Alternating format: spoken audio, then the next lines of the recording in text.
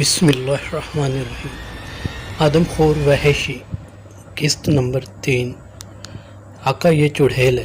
شیخہ دہشت زدہ ہو کر چلایا اور وہیں غش کھا کر گر پڑا۔ بعد حواسی میں مجھے کچھ نہ سوجا تو رائفل کا کندھا اس چڑھیل کے سر پر دے مارا اور وہ لڑکھنیاں کھاتی ہوئی کسی گہری کھائی میں گر کر ختم ہو گئی۔ میری زندگی کا یہ ناقابل فراموش حادثہ اتنی جلدی رونما ہوا کہ میں کچھ سوچ ہی نہیں سکا کہ یہ واقعہ پیش ہے۔ میرا جسم پسینے سے تر ہو چکا تھا اور ذہن بالکل معاف۔ تاریکی اب اس قدر بڑھ چکی تھی کہ 10 گز دور کی شے بھی دکھائی نہ دیتی تھی۔ اس ویران اور سنسان پہاڑی جنگل میں پھیلی ہوئی پر اسرار خاموشی حد درجہ اذیت ناک تھی، جیسے کبھی کبھی الو کی بھیانک چیخیں توڑنے کی کوشش کر رہی تھی۔ میرے گھٹنے میں درد کی ٹھیسیں پھر تیز ہو گئیں اور میں وہیں لیٹ گیا۔ مجھے اب اپنی موت کا یقین ہو چکا تھا۔ تھوڑی دیر میں جب میری طبیعت سنبھلی اور ہوش و حواس اپنی جگہ پر واپس آنے لگے تو میں نے گرد و پیش کا جائزہ لینے کی کوشش کی۔ فضا میں ایک عجیب قسم کی ناگوار بدبو پھیلی ہوئی تھی، جیسے سڑے ہوئے گوشت کی ہوتی ہے۔ اس بوڑھی چڑھیل کا چہرہ میری نظروں کے آگے بار بار رقص کر رہا تھا۔ میں سوچنے لگا کہ کیا میں کوئی ڈراؤنا خواب دیکھا ہے، مگر نہیں، یہ خواب نہیں بلکہ حقیقت تھی۔ آگ کا الاؤ جو اس چڑھیل نے روشن کیا تھا اب پوری طرح جل رہا تھا۔ میں نے بد نصیب شیخہ کو اٹھایا اور لے جا کر اسے جھونپڑی کے ایک طرف ڈال دیا اور الاؤ کی روشنی میں جھونپڑی کا جائزہ لینے لگا۔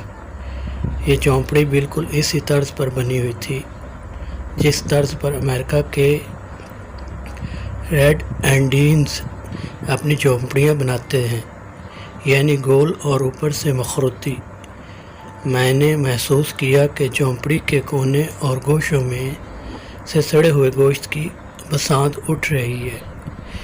ایک جانب پرانے کپڑوں کی دھجیاں اور مٹی کے برتن بھی دکھائی دیے۔ جلتے ہوئے الاؤ کی روشنی جھونپڑی کے اندر پہنچ تو رہی تھی، مگر اس قدر مدھم تھی کہ میں پوری طرح اندرونی حصہ نہ دیکھ سکتا تھا۔ میں نے ٹارچ نکالی اور اسے روشن کیا۔ جو ہی روشنی کا یہ مختصر مگر تیز دائرہ ٹارچ سے خارج ہوا اور میری نگاہ جھونپڑی کے بائیں گوشے میں گئی تو فرط خوف سے میرا جسم لرز گیا اور ایک لمحے کے لیے مجھے یوں معلوم ہوا کہ جیسے خون میری رگوں میں سرد ہو کر جم رہا ہے۔ انسانی ہڈیوں، کھوپڑیوں اور گوشت کے بڑے بڑے لوتھڑوں کا ایک اونچا ڈھیر تھا جو مجھے دکھائی دیا، اور وہ ناقابل برداشت بدبو اسی ڈھیر میں سے اٹھ رہی تھی۔ میں نے چاہا کہ وہاں سے نکل بھاگوں، مگر میرے پیروں میں جیسے جان ہی نہ تھی۔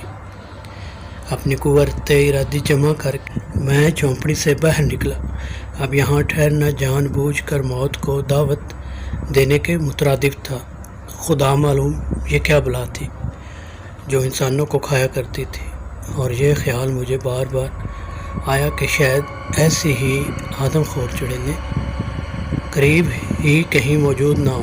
ابھی میں اسی کیفیت میں گم تھا کہ ناگہاں دور جنگل کی بے کراں اور پرہول تاریکی میں شیروں کے دہاڑنے کی آوازیں آئیں۔ ان کی آوازوں نے رہ سہ ہوش بھی اڑا دیے۔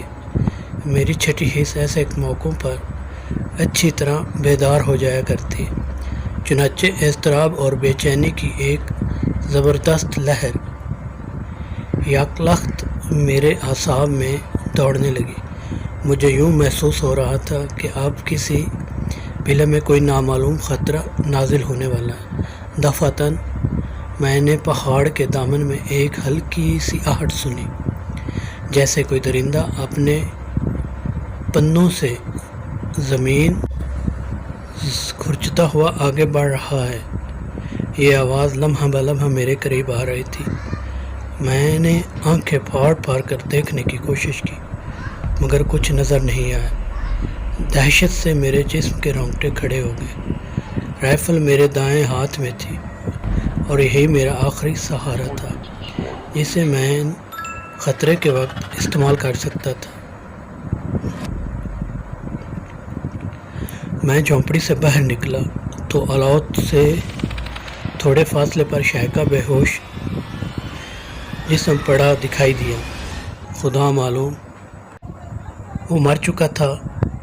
ابھی اس میں زندگی کی کوئی رمق باقی تھی یہ میں کبھی نہ جان سکوں گا، کیونکہ چند ہی لمحوں بعد جو منظر میں نے اپنی آنکھوں سے دیکھا تو وہ مجھے خوف سے پاگل کر دینے کے لیے کافی تھا۔ وہ پراسرار اور رونگٹے کھڑے کر دینے والی آواز دراصل کسی درندے کے قدموں کی نہ تھی بلکہ بہت سے جنگلی انسانوں کی تھی جو پہاڑی پر چڑھ رہے تھے۔ انہوں نے مجھے نہیں دیکھا مگر بلندی پر ہونے کے باعث میں انہیں دیکھ چکا تھا۔ میرے سامنے فرار کی ایک راہ تھی اور وہ یہ کہ میں جھونپڑی کی پشت پر ہو کر پہاڑی سے نیچے اتر جاؤں۔ ٹارچ میرے پاس تھی جس کی مدد سے راستہ تلاش کرنا کچھ مشکل نہ تھا، مگر جب میں ادھر آیا تو معلوم ہوا کہ پہاڑی کا یہ حصہ اس قدر دشوار اور عمودی ہے کہ قدم کی ایک لرزش مجھے تخت السرا میں پہنچا دینے کے لیے کافی ہوگی۔ جھونپڑی اب مجھ سے 20-25 گز کے فاصلے پر تھی اور میں جس جگہ کھڑا تھا وہاں اس قدر گپ اندھیرا تھا کہ ہاتھ کو ہاتھ دکھائی نہ دیتا تھا۔ اس میں وہیں پیٹ کے بل لیٹ گیا اور رائفل کا رخ جھونپڑی کی طرف کر کے انگلی ٹریگر پر رکھ دی۔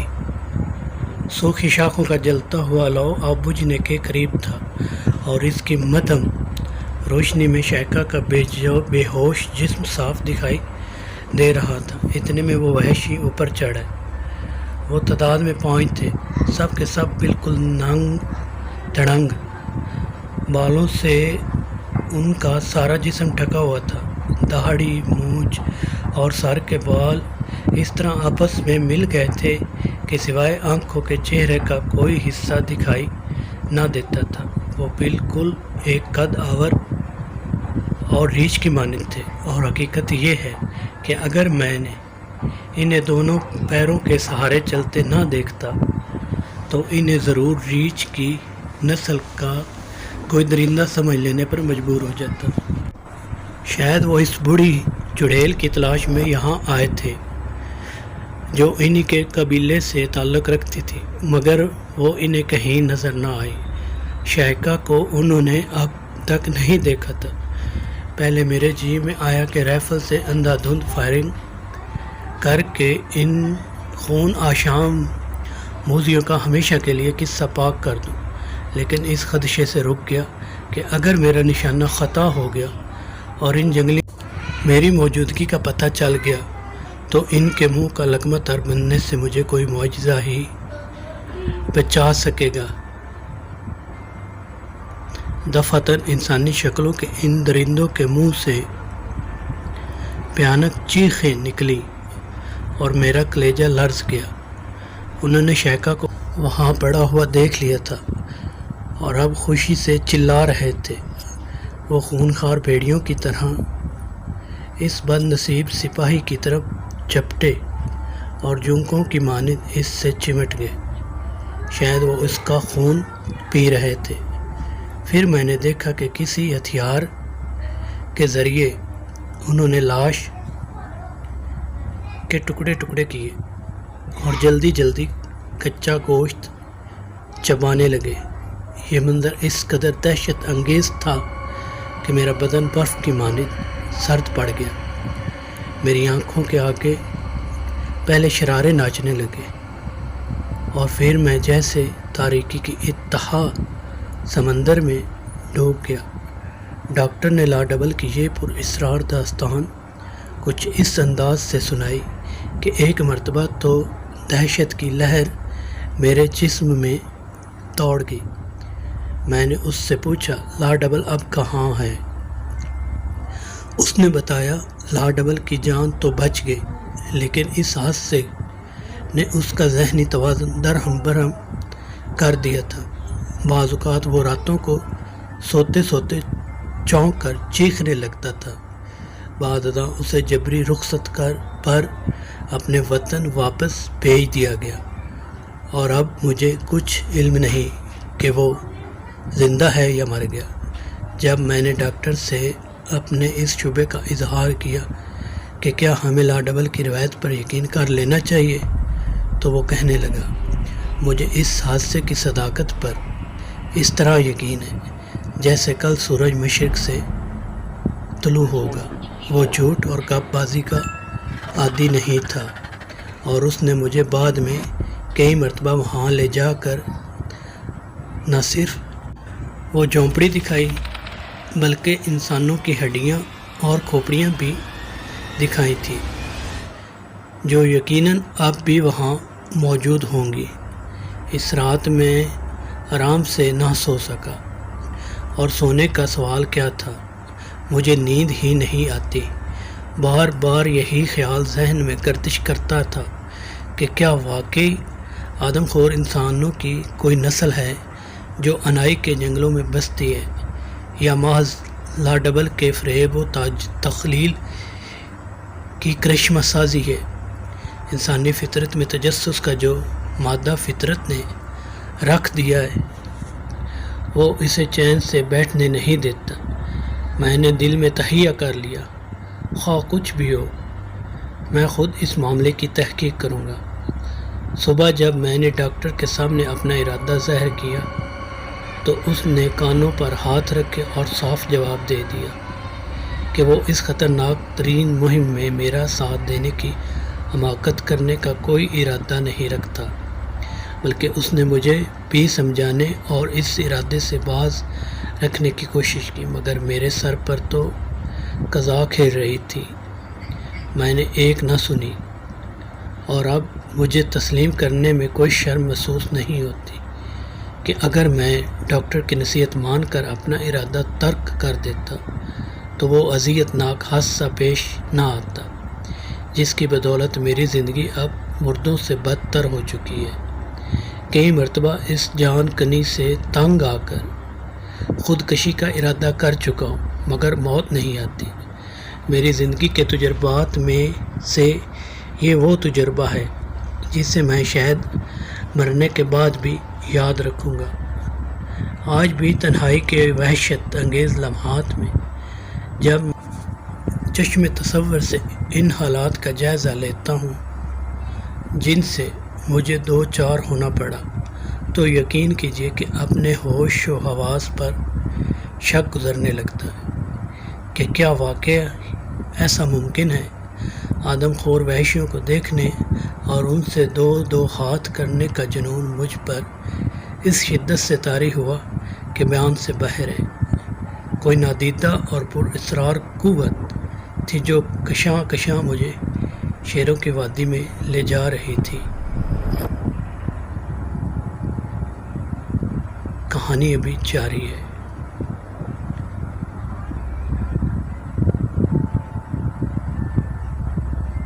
معزز ناظرین اور سامعین، جتنا اچھا رسپانس ملے گا اتنی جلدی اگلی قسط اپلوڈ ہوگی۔ اگر آپ میرے چینل پر نئے ہیں تو برائے مہربانی میرے چینل کو سبسکرائب کریں، ویڈیو کو لائک کریں، کامنٹس کریں، اور گھنٹی کا بٹن دبانا بالکل بھی مت بھولیں تاکہ میری آنے والی ہر ویڈیو آپ تک سب سے پہلے اور بر وقت پہنچ سکے اور سب سے پہلے لطف اندوز ہو سکے کہانی سے۔ تب تک ملتے ہیں ایک نئی ویڈیو کے ساتھ۔ اللہ حافظ۔